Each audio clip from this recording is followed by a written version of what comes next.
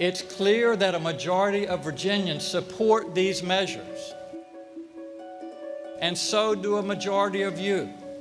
Most of the population areas, because those are not populations that care about Second Amendment rights. As this discussion begins, let's have an honest conversation based on fact and not fear.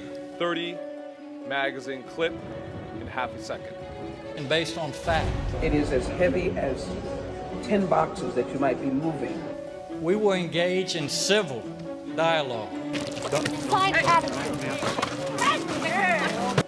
This common sense legislation does not violate the Second Amendment. No one is calling out the National Guard.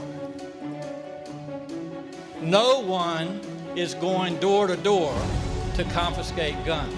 Hell yes, we're going to take your AR-15, your AK-47. These laws are intended to keep Virginians safe.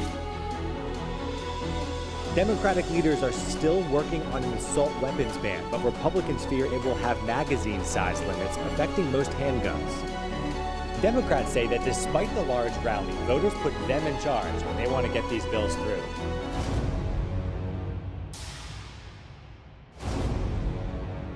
The governor talked about reasonable gun legislation. This is not reasonable gun legislation.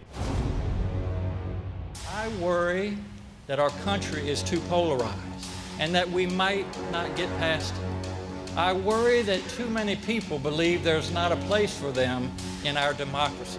Last week, Governor Ralph Northam imposed a temporary weapons ban on the designated protest area around the Capitol building. Showing up right here sends a message to Governor Northam and the Democrats that our rights shall not be infringed. These infringements are unconstitutional, so we're going to challenge them all the way up to the Supreme Court. Virginia goes, so does the rest of the nation. That's what I believe. I don't want the government taking my rights, my liberty, my God-given right to protect myself. It's just so illegal what they're doing, and there's no calling them on it.